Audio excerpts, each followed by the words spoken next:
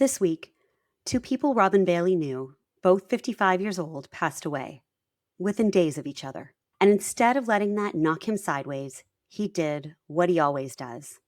He got still and he asked the question he keeps coming back to. Are you actually living the life you want, or are you just planning to? My guest today is Robin Bailey, managing partner of Aria Benefits, host of over 300 episodes of the Success Leaves Clues podcast, and the person who about a year ago looked at me after I'd been on his show and said, you should start your own podcast. That conversation is why you're watching or listening to this right now. If you're new here, this is the Impact List. Hit subscribe so you don't miss who's coming next. In this conversation, Robin talks about what it actually looks like to build a business on trust, not as a tagline, but as a daily operating decision. He talks about the community he built, almost by accident, the award he named after his mom, and the moment 20 years ago that permanently changed how he sees time. This one stayed with me, and I think it'll stay with you too. Let's get into it.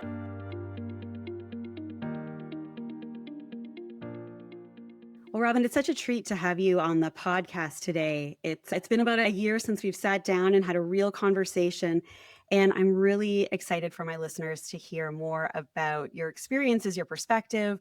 I want to just, start us off easy today. What's something that gave you pause or maybe made you laugh this week? I know you've been doing a lot of travel. Yes. Well, first of all, I wanted to say thank you for having me on the podcast. And I know we're going to talk about it a little bit, but I'm so glad we had a conversation about a year ago. And for all the listeners, at the end of the podcast, I stopped and I said, Laurie, you should do your own podcast. You would be really great at this. So it's been neat seeing you get going and having some great guests already. And for me, this is a thrill because I get to sit on the other side of the mic for a change. We've recorded 300 episodes and I've been the host along with my co-host Al. So this is a real treat for me. I'm very fortunate. I work with my business partners who have been my friends for over 20 years. We've been business partners for over 20 years. And I will get all the laughs, but I also get a lot of the reality. And I'll just share some perspective and I know we'll dive a little bit deeper into this as we get into this episode.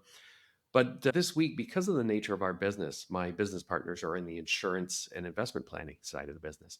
And twice this week, someone that I knew quite well, and I know them for quite a long time, 55 years old, passed away. And then within a couple of days, another person had passed away. And it's just this reminder, Laurie, and my wife and I talk about this all the time, like, do all the right things in life, do your RSPs, pay your mortgage, do all that, but enjoy it along the way. And for some people, enjoyment means going camping. For some people, it means taking that trip to that all inclusive. For others, it's just spending time with friends and family. Whatever that is, life is short. We never know how much time we get. Hopefully, it's a long time. Hopefully, knock on wood as we say that, but we see it happening around us. And as we age, that kind of tends to happen more. And I was at lunch with my two business partners and our accountant, and he was saying, wonder what we'll be doing in 10 years. Wonder if we'll be sitting around at a table like this. And I said, well, I sure hope so. Right. So it's just that perspective that continuously gives me pause to think, don't worry about the small stuff. What's the saying? Don't sweat the small stuff. Enjoy life. Be kind to people. Have conversations like this where we get to connect and shut off all the phones and distractions and just connect as good people. I guess that's what I would reflect on this week. It's great to hear that because I think that in the time that we've known each other, I find that you show up so intentionally and you're always thinking about making the most of the time that you have and making it a little bit better for the people around you. And for me, that was really key when I was thinking about starting the impact list. And we've talked a little bit about it since, but just that generosity of I had an idea in my head and you didn't laugh at me when I came back after the podcast to say, you know what, I think I do want to do this. What's possible? And instead of giving me 5 minutes of, okay, here's a couple things, you actually gave me time. We spent an hour together. You put together a really clear plan of if you want to do it yourself, if you want to hire someone to help you, here are your options, what the thinking was behind that. And that for me was such a good example of making the most of the relationships, right? We have that opportunity to really spend the time together and get to know the people around us, be really engaged with them. And it's something that I've seen you sort of exemplify in the time that we've spent together. And we'll talk about it on the podcast today. So I'm not surprised that the thing that gave you pause was really paying attention to what's going on, creating those connections, having fun with the time you have, and obviously that generosity of spirit that you've got. There's never an agenda. You really are listening and building that trust. So, very excited that I get to share that side of you with the listeners today. Well, thank you for that. I really appreciate it. And I'm certainly glad I invested the time because it's one of the best things I've ever done is having the podcast. And as you're seeing now, you build up friendships and relationships and community. And I've always believed in why wouldn't you try to help someone? And I guess that was one of the surprises when I went into business and I started asking people for help on LinkedIn, a business community. And if you put good out there into the world, it's amazing how many people would want to help you. And so when we talked about you having a podcast, I just thought, of course, I'm going to invest this time because this is going to benefit someone that I like, someone that I found incredibly interesting and had a wonderful conversation with. Why wouldn't I? And look what you're doing today. Here we are, full circle, and I get to chat on your podcast. So this is just a thrill. One of the things I think is a theme for this podcast, I said it on my first episode, is I think we can kind of become the people of our wildest dreams. So whatever that thing we dreamed about doing as a kid is possible now. You just got to take that leap of faith, go a little bit scared and just take that first step. And tell me a little bit about how your show started, what it's become. You've created this community. I'd love to hear more. Yeah, Laurie, before we hit record, we were talking about our last podcast awards. And for the second year in a row, I was sitting there just thinking, this is such a surreal. I was looking at the people in the room. I was looking how they were connecting. And we've had stories of two Karises, spelled Cerys, who had never met each other, never met another Karis, met at our event, and now they're very tight.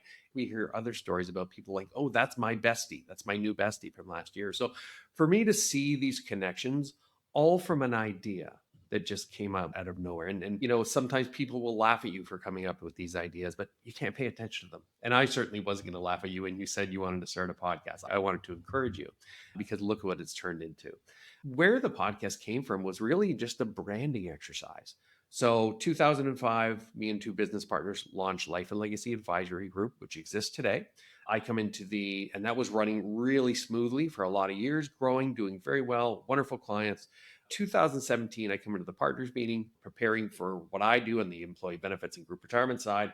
We had hired people, we had bought a building, we had built up a great block of business in the GTA, all without telling people that we did benefits and were really good at it because you had to dig really deep into the Life and Legacy website, the About Us section. Oh, there's Rob, and look, he does benefits.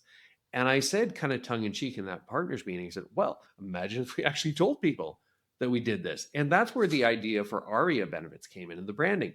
But by this time, Laurie, that brand of Life and Legacies, especially Etobicoke to Burlington, was really well established. And I said, how am I going to catch up to that branding? I know, I'll start a podcast. And I remember telling Al, my business partner, this. He said, oh, you know how to do that? No, I don't. I have no idea, but I'm going to do it anyway. And you know how it goes. You go onto YouTube, you go onto Amazon to order your first mic. And in the beginning, I was just asking friends. So if you go back to those early episodes, they're all my friends who came on the podcast because I knew I just wanted to get the reps in. I knew it wasn't going to be great. I didn't have a direction, Laurie, in the beginning, and I didn't know where it was going to go. So the podcast started out as the Benefits Corner. And I thought I'll just talk about benefits related stuff. That's what I know. That's what I've done my whole career.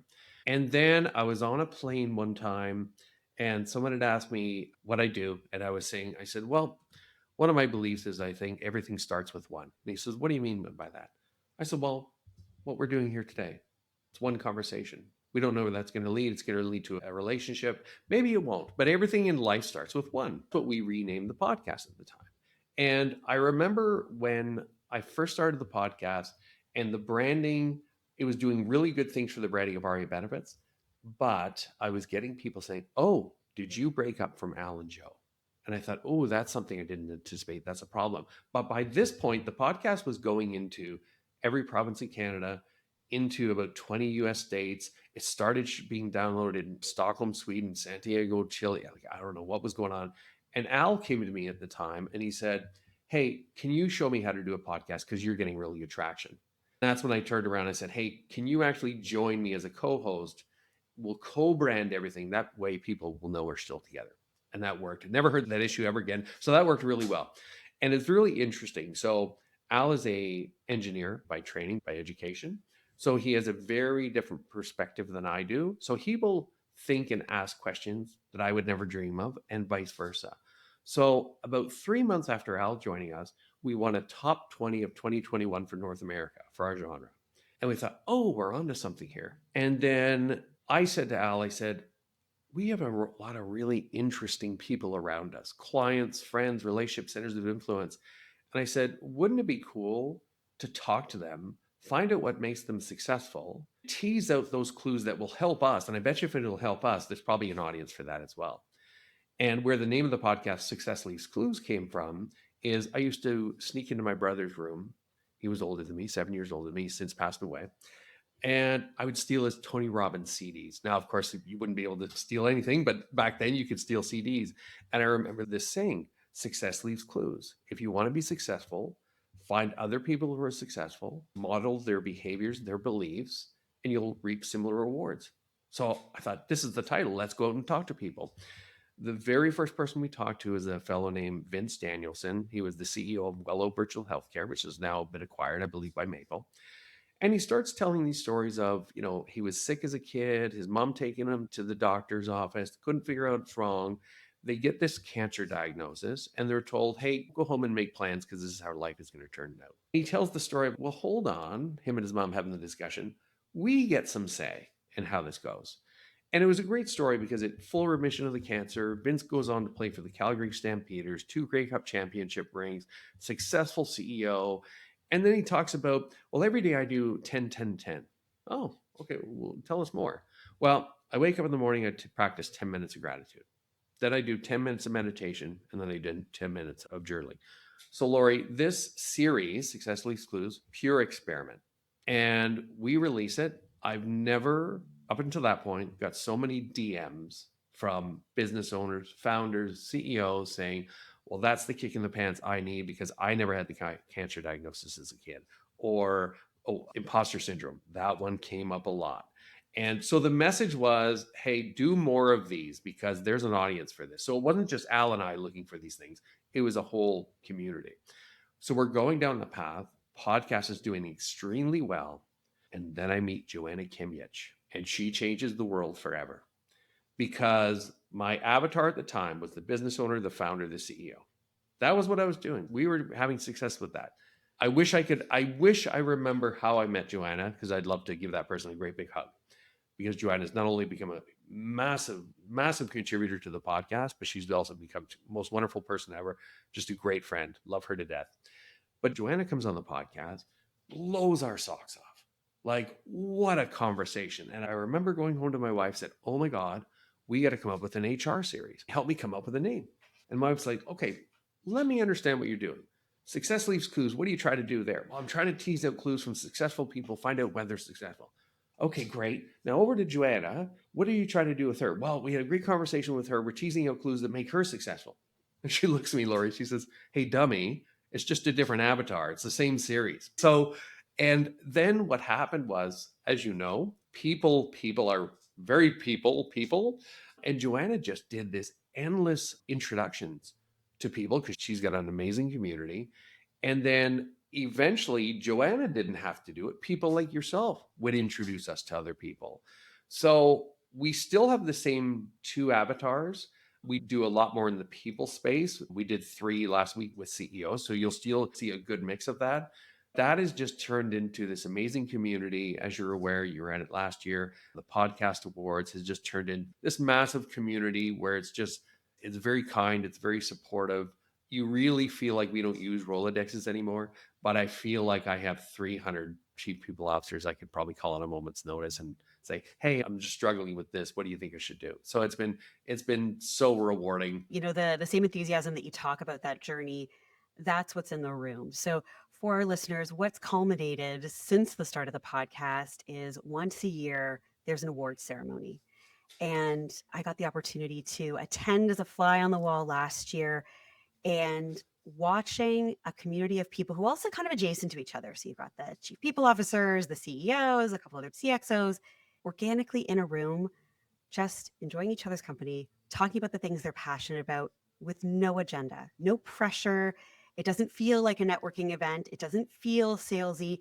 It's actually just an event about gratitude, talking to interesting people about the things they love to do. And I think the icing on that cake was the meaningful way that you crafted what are the awards? How are you giving them out? Who do they go to? And there's one very special award that I think, again, it just speaks to authentic community as opposed to that performative best X and Y. The award was the Jean Bailey Legacy Award, which is for your mom. How did that award come about? I remember the first time we recorded with Karis Goodall, and our editor, Ivan, comes back and he said, "Oh, if you ever thought of doing an award show, this would be editor's choice." That's where the idea came from. I thought, oh, editor's choice. So she did win that the first year, but we do try to customize those. The one that is a constant is my mom's award. It's the Jean Bailey Legacy Award for Kindness and Impact.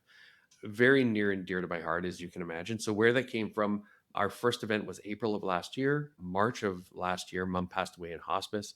We're sitting in hospice with my niece, so her granddaughter, and she's talking about how lucky she was to have such kind, sweet grandparents. And I kind of looked at her and said, including grandpa in there too, because dad growing up, new immigrants to the country, it was tougher on the kids. I ended up growing in adult life having a wonderful relationship. I would call him a friend, and it ended up very well. But of course, the grandkids always get the sweetest version, of those people. But when she asked about grandma, and I said, no, no, no, mom's been that sweet and kind from day one, and she's always been like that. So I had said to my team, I said, I'd set 3 awards. I thought we were going to go with 3 awards, and I said, would it be indulgent of me to create this award in my mom's name? And said, oh my God, no, of course. And the first year, Karis Cook won it. Karis did not know it was coming. I was talking about where this award came from. And it's funny, Laurie, how life and time and grief, people experience grief, because Karis had tears running down her eyes, which we took out, on the shot, but she was so deserving. And I think she's one of the most wonderful people I've ever met. I felt the emotion last year, but I was able to get through the speech. This year, when mom had passed away and I'd lost my brother, not that far from losing my mom, Amanda Small had sent me something, and she sent me this. I don't even know how to describe it, but it's a way to capture the moments in your life that you're feeling at the right time, and you can put it in envelopes and you can put it away. So I've written ones to my wife that she'll eventually find in the life insurance file, but it was just dealing with grief, and I just thought, no one has ever done anything like that for me. So this year, and I'm going to get emotional talking about it because I'm still feeling that moment. This year, for whatever reason, and I'm still going through my mom's estate, I've talked to someone at the hospice and they said, you can't rush grief. It'll come when it comes. And this year, I got that lump in my throat and I had a really hard time coming through it. And if you know Amanda, she gives the best hugs and she doesn't let you go. So it just poured out this year. And to see what she posted subsequently on LinkedIn about how it landed for her is just, what more can you ask for? I honestly feel that part of that emotion was my mom's presence saying, yeah, you picked right. It models that leadership is a team sport. And when you surround yourself with people that you trust and have meaningful connections with, Yes. you get to just be yourself and actually show up as yourself. And oftentimes on the podcast, we talk about how leadership gets loud and leadership gets stressful. And what do you do in those situations? And it's amazing to see that what you do in those situations is rely on the cohort of humans around you Yeah. to help you remember, who you are, what you're doing, why you're doing it, and that they've got you. Because you were talking about that room. I mean, it's a really special room. And that is by design. Like I made sure there's no selling to be done. There's no agenda. This is not, hey, this is going to benefit Robin and Al's business. I wanted to be very clear on that. And it's funny when I was struggling and I had to pause this year, and all of a sudden, and I don't know who, but I hear, oh, we love you, Robin. And to your point, it's this community where that trust is there, because in a normal business environment, would I get to that point of vulnerability? No, probably not. But because of that room, there's love, there's support, there's kindness, there's trust, all of that stuff. And we get that because we get to have one on one conversations like this.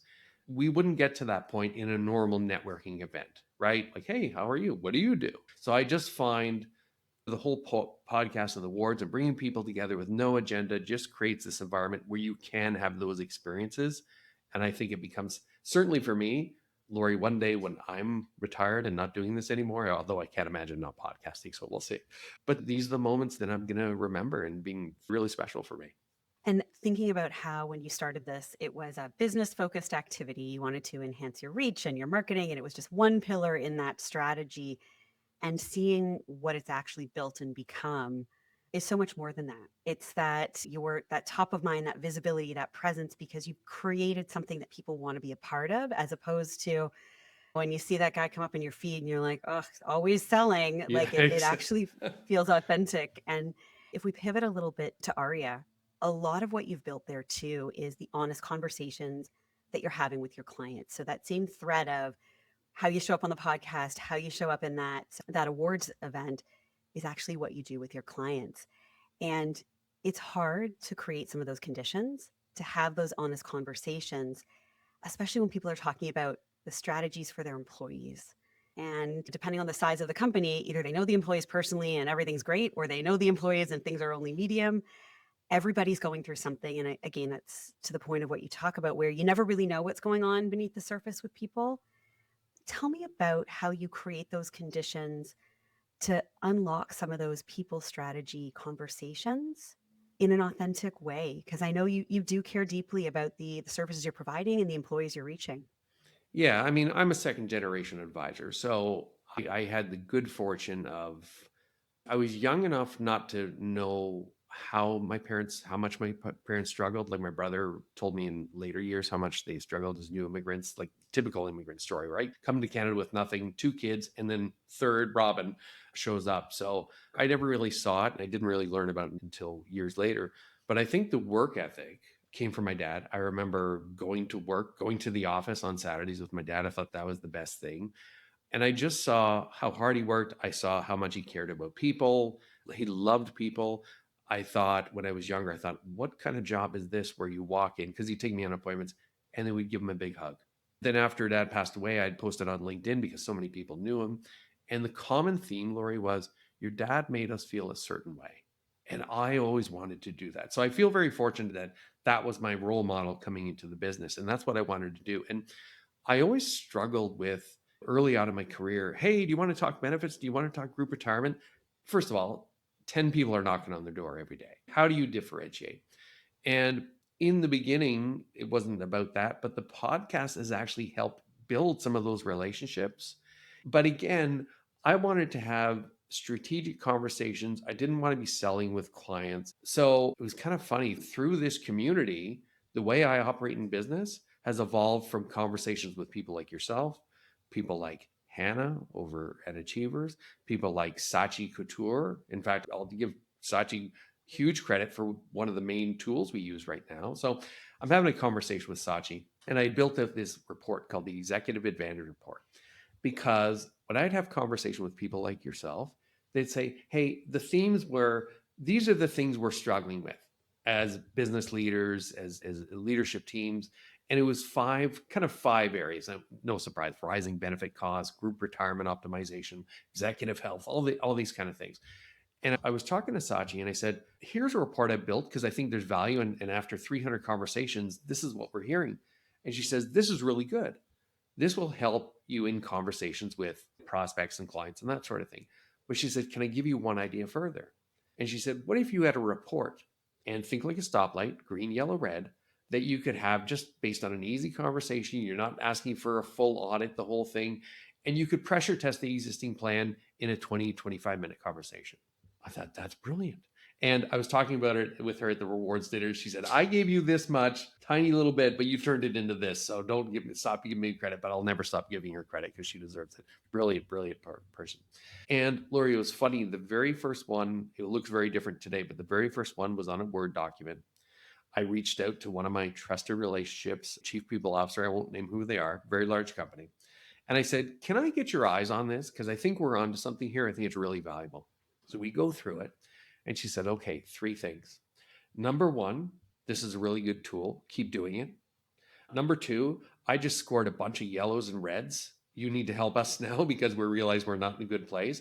And number three, she goes, what I'd love if you do now is you take that, give me a one pager that I can use with my CEO, my board, my leadership team to say, hey, here's where we are now. See these red sections? I need the budget or the approval to go address these. So now it's evolved into that. So The podcast has I've kind of got access to the best minds in the world, and it's just made my it's taken me from trying to push a product, although I was never comfortable with that, to just having very strategic conversations. And when we go through the report card, we did one with a very well known brand out here in Oakville, and they had all greens and one yellow. You're in good shape. Keep doing what you're doing, unless you tell me something's outside of this, something's going wrong. Keep doing what you're doing because I think you're in good shape. Happy to be a sounding board for you.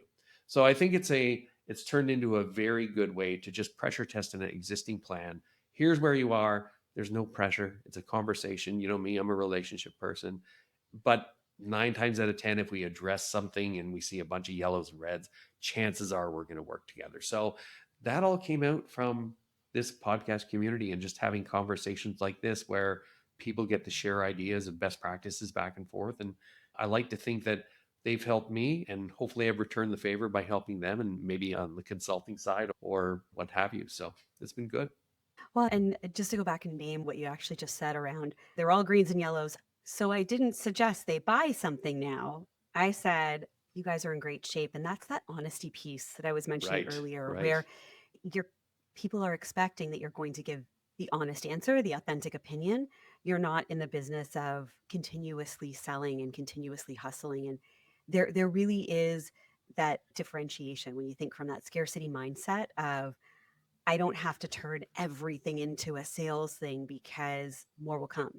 I'm going to put good things out there into the universe. Good things are going to come back. Absolutely. In previous conversations, where it's the version of like work hard, play hard, but you've actually intentionally structured your time so you're not in office all the time. But I imagine that wasn't always easy to do. And so when I think about leadership, I always think that as your leadership journey is evolving, there's things you have to unlearn. And in our conversations earlier, you talked about you used to hold that belief of if you want something done right, you do it yourself. And as you sort of think about the leadership journey, we've talked about all the things you have on the go, separating your time between being local in Canada and abroad. What broke that belief? What allows you to kind of build this life and career that is so fulfilling? Yeah, and Laurie, it took me so long to get to that point. And there's a couple of things that happened. I mean, number one is capacity, right? There's only so much. And as the podcast grew, there was more and more relationships and people to talk to. And I remember just kind of drowning. And my business partner Al said, just pull the trigger, hire someone, hire someone. You won't, yes, it's money, yes, it's investment, you're gonna trade. And it was the best. That was a moment where it unlocked everything because I realized, oh, I don't have to do anything anymore. I can trust this person. But again, that didn't happen overnight. But over time, every time I've kind of taken that next step and hiring that next person, and part of that we referenced before we started recording Simona, who does post production for us. The moment we did that, we freed up time from our marketing person. We saw viewership spike immediately, the quality go up of what the posts that she helps us put out, and which is just giving greater visibility to the podcast. So I would encourage people, to think you don't have to do everything yourself. There are people that you can trust and will probably do a better job than you. Like Simona does a better job than I could ever do. I'm good at showing up and being a host, but everything else that you see on the podcast, that's outside of us. So I would encourage people, the sooner you can let that go. I wish we had done that sooner because the exponential growth we've seen since I kind of just sit at the top and look overview and manage key relationships and let everybody else do everything else. The business has just taken off, as has the podcast. It's such great advice to be like, hire people to do the low leverage work. You don't need to do everything. But I'm curious if there was something that you let go of that you thought would fall apart and it didn't. I have always felt like I had to be in every meeting with clients, every key relationship. I will give Stephanie, who's our account executive, a real plug here. We took a chance on Stephanie. So Stephanie was an admin person. We had an account executive leave. He's part of Aria alumni now because you never leave totally. We're always going to remain friends. And if the boomerang ever happens, we're happy to do that.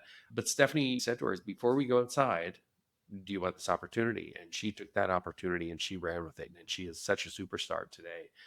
Once I saw Stephanie operating the way she was operating, I realized, okay, I don't have to be in every relationship because I can't, Laurie. There's just too much volume now. I can't be in every relationship. I will pop in here and there, and people know, all of my clients know, they ever need to talk to Robin, they've got my cell phone number. They can text me. I've taken calls on the side of a road in Aruba when someone needed me, and I'm happy to do that.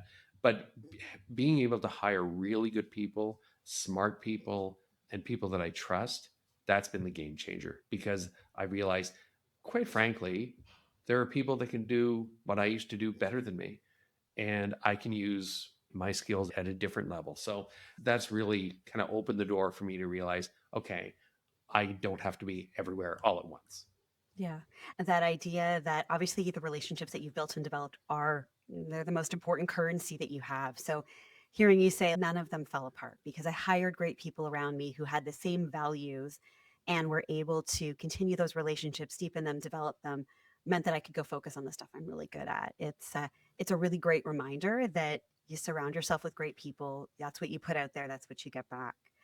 And in the spirit of that, and one of the things we like to do on the impact list is talk about the people that have impacted us. And you referenced her earlier in our call, and I've heard you call her your chief people officer, but I'd love to hear more about the person who has impacted you the most. Yeah, that is such an easy one to answer because that's my wife. And as I said, we met when we were 23, not because we were avoiding it, just because we're so laid back as people. We got married when we were 35. So just very small, off to the Bahamas, just with the parents, had a party when we came back. Just wonderful, very apropos for who we are. We spent a lot of time in the Caribbean. It was just perfect. We got married on the beach, have the pictures. There's probably one behind me here.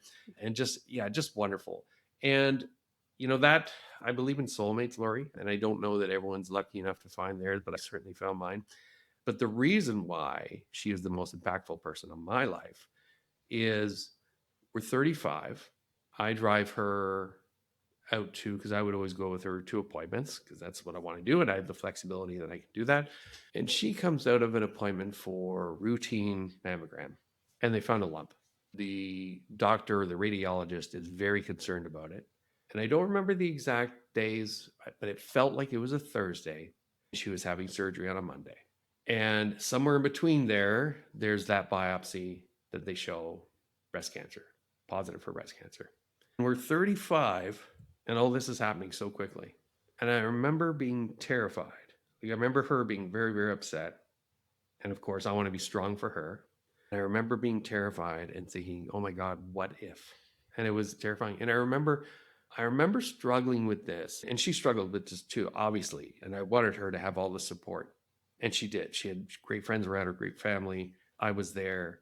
And she's going through all her treatments, and we would go through treatments. But I remember Laurie sitting there thinking, okay, I'm being strong here.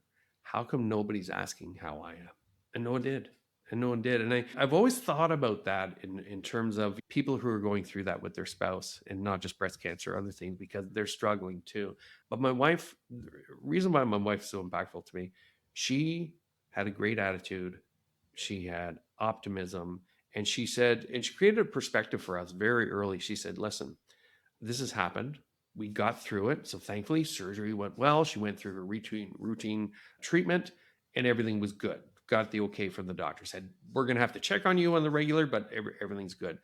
And then we started traveling more and probably more than most of our friends. And we made sacrifices in other areas of our life. Like we didn't move on to that next house from the townhouse until many years later after our friends, because this was important to us, because we thought, okay, this has happened early on in life. Let's evaluate what's really important to us. And for us, spending time together, creating those moments in time, to me, that was worth so much more. And I'm actually really, really happy to say, so yeah, 20 years later. So she went for her appointment this year. I went with her just like I ever always have, waiting in the car for her for the last 20 years. She comes out and she says, the surgeon said, this is the last one. You don't have to come back and see me anymore. And it was just, now, obviously, you still have to do all the right things and do your checkups. But for that particular thing, they said, listen, it's been 20 years. We think you're good. And it was just such a moment of wow. So obviously, we booked a trip and we celebrated that moment because kind of like we do.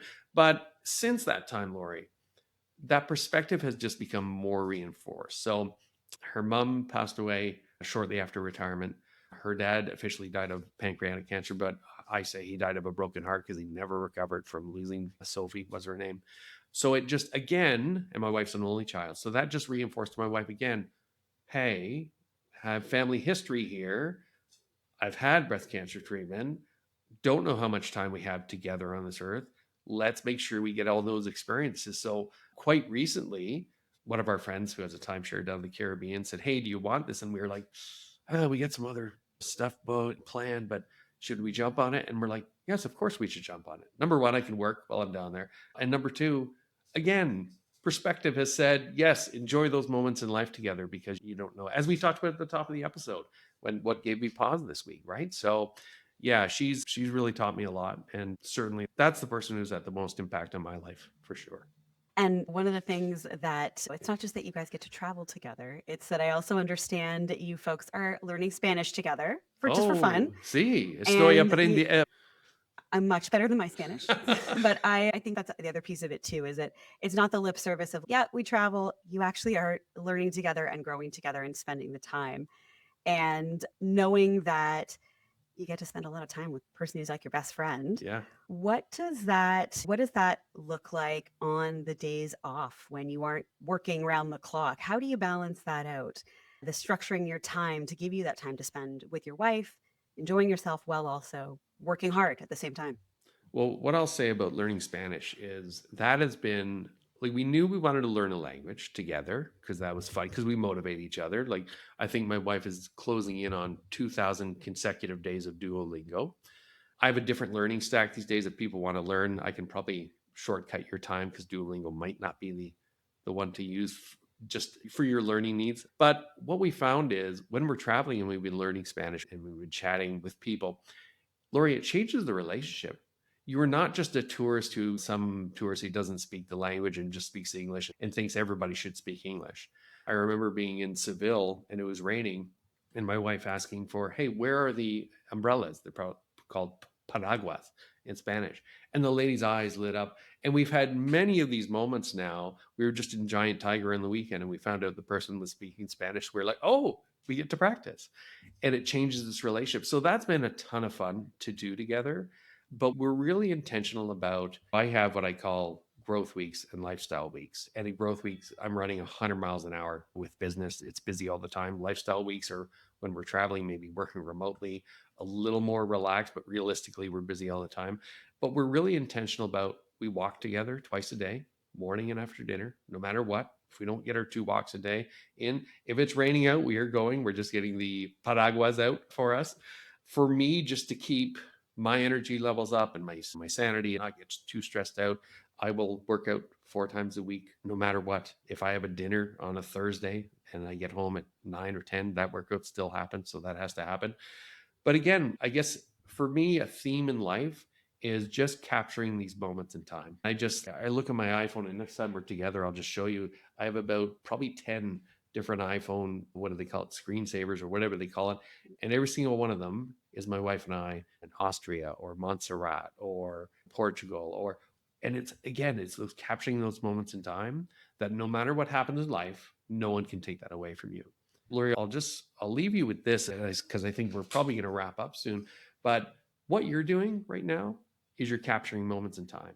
And the people that you know and are close to you are going to hopefully watch this episode or listen to this episode and think, oh my God, Laurie was such a good host of this podcast at that moment in time. So long after you and I are gone, this is going to live on forever. And for me, where this idea came from, and I remind podcast guests now that we are capturing these moments in time, is 14 months before my mom passed away, she was given a year to live.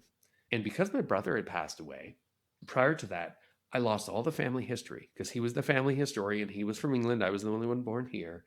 And I thought, I better sit down, mom. So I said to my sister, I said, put mom in front of the computer. She won't know I'm recording. So I put her in Riverside as we're recording on now. And I get my mom's story because I knew she still looked good at that point, right? I knew one day she's going to be gone and I want her grandkids to be able to have this story, the family history that was gone now because of my brother. And Laurie, we're recording with her. She starts telling me about born in 41 in England, The bomb's coming down, hide under the bed, which would have done nothing to protect them. And then the most stunning piece of information comes out. She goes, she did not know happiness as a child. And I thought, how is that possible? Because my mom, most loving person, I had all the love we all had. And I asked her, I said, how does a person who didn't have love as a child or no happiness as a child turn out like you? She goes, well, I was determined I wasn't going to be like that. And it was wonderful because I get her talking the whole history of coming to Canada. But the moments I really wanted was her talking about the grandkids. Because of course, as soon as I talk about the grandkids, her eyes light up. She has two grandsons and one granddaughter. And when she's talking about Megan, her granddaughter, I couldn't believe we captured this for her. She said, oh, Megan, she's my very best friend. Since mom has passed away, we have that recorded. And now Megan has gone on to have her own daughter. And now her own daughter is going to get to see her great grandmother because we took the effort to have that conversation and record it just like we did here today. So I love what you're doing because, again, I've watched a few of your episodes, and again, you're capturing these magical moments in time. Hopefully we were able to share some of that as well with your listeners. But this is, for me, this has been a thrill, and I really appreciate you asking me to come on your podcast. And I'm so thrilled to see where this goes for you. Thank you, Robin. And you dovetailed perfectly, as a good podcast host would, into that last bit on legacy. And obviously, appreciate you being able to share so openly and honestly the things that built you success, the community that you've created, and the importance of savoring those moments with those loved ones along the way. So I appreciate you sharing that with our listeners today. And if our listeners want to know a little bit more about you, what's the best way to get a hold of you to learn more?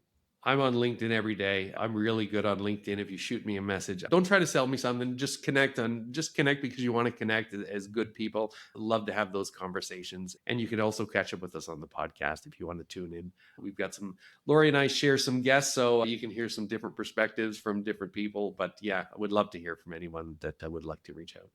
Thank you. And thanks again, Robin. We will definitely catch up soon in real life, but appreciate you spending this afternoon with us today. Thanks, Laurie. It's been a pleasure.